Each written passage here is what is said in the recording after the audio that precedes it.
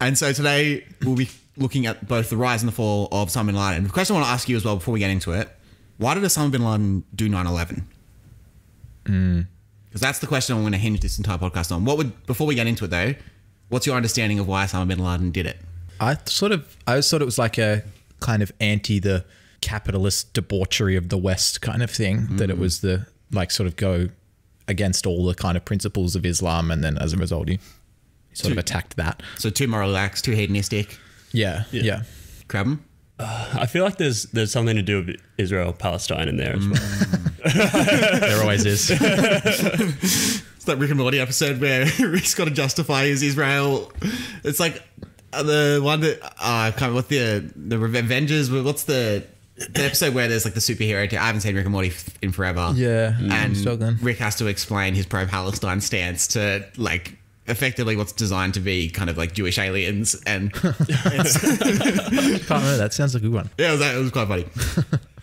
Okay, well, if we're going to think about why he did 9/11, there's certainly elements of truth in both of those statements, and I think it's closer to the truth than what I always understood, which was that he just hated freedom and that he was just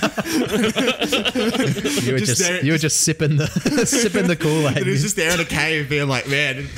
You watched like Bush's first pitch post 9/11 and you're just like, yeah, that's freedom right there, and that's what Osama hated. I remember I had an American English teacher in high school, and she said that Americans didn't like Bush, which is largely accurate. She was from San Francisco, so she would have had a particularly biased point of view. But I remember just being crushed. I'm like, this guy was like, he was a hero as a kid. Like I just remember seeing him on the news being like, we're going to kill the terrorists. We love freedom. Like, yeah, 7-year-old, pardon me for sipping the Kool-Aid there. And I was just devastated when I realized that people didn't actually like George Bush. Was he unpopular, George Bush? Only at the back end. Okay. So he won 2004, but 2008, yeah, he was pretty unpopular. Okay. Also connected to the GFC rather than just the war on terror. So let's go all the way back pretty much 100 years ago. We're going to start with Osama bin Laden's father, Mohammed. He was a construction exec from Yemen, and he became friends with King Saud, the founder of Saudi Arabia. Really? Yes. Wow. And King Saud basically had a policy of jobs for the boys, and he gave all his construction work to Mohammed bin Laden. The bin Laden family became the wealthiest non-royal family in Saudi Arabia. Wow. So Osama bin Laden, you think like a terrorist must come from a really hardened background. And he's a Nepo baby. Yeah, basically. And really like, I feel like it really undermines his achievements now, just the nepotism. and that is actually going to be really important later in the story. He was also apparently quite a shy guy. And so, I mean, he would overcome that later in life, but he was quite timid as a young boy, and he actually wasn't a devout Muslim in his early years of his life. So there was lots of stories, particularly in like the early 70s, when he's kind of in his late teens, of him having some nights out on the town over in Beirut in Lebanon, and apparently he was he was a quiet party boy for a lot of his life, and so.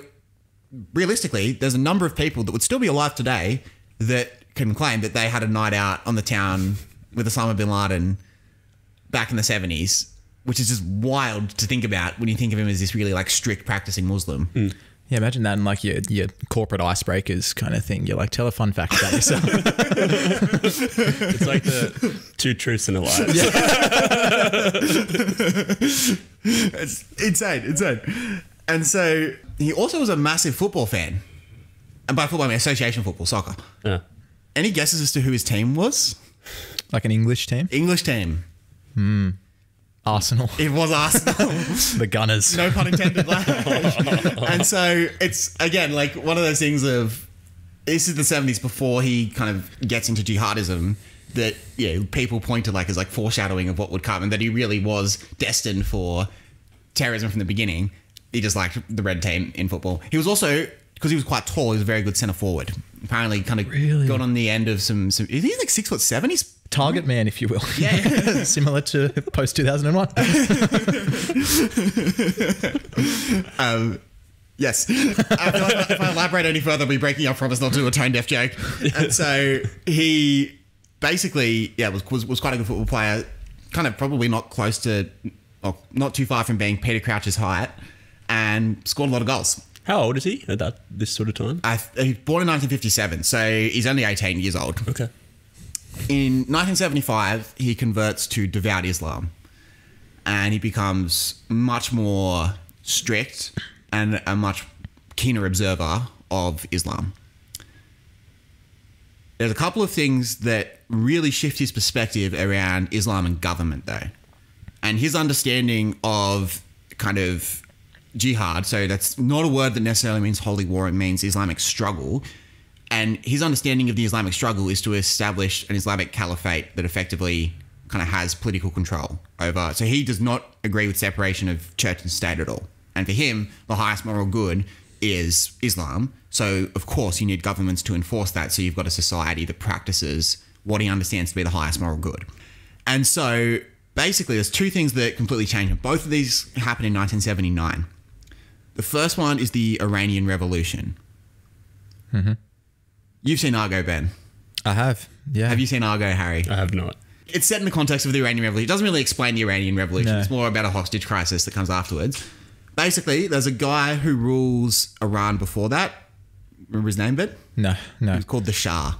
Oh, yes. And so the Shah, he was a secular dictator that was pro-America, which was great because Persia's filled with oil fields.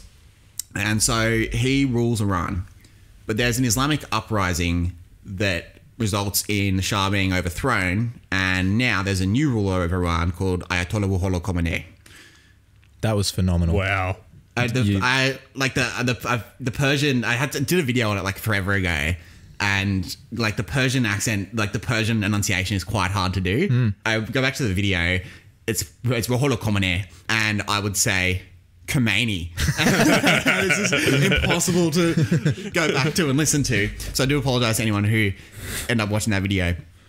So basically, the thing that you need to understand about the Iranian Revolution is that it's a Shiite revolution. So Islam's got Sunni and Shia. Most of the Islamic world is Sunni. The difference comes from kind of the succession of Muhammad. So was it through Muhammad's son, or was it through a council that chose his father-in-law to kind of take on the ownership? Sunnis believe it was the council that chose Muhammad's father-in-law, and then Shiites believe that the kind of Islamic, or kind of the leadership of Islam, is passed through a bloodline. So the Shiite revolution tends to be quite fanatic because there's kind of a purity in their sect of Islam that isn't there in the Sunnis, in that we've got a direct claim through bloodline in our kind of Islamic leadership.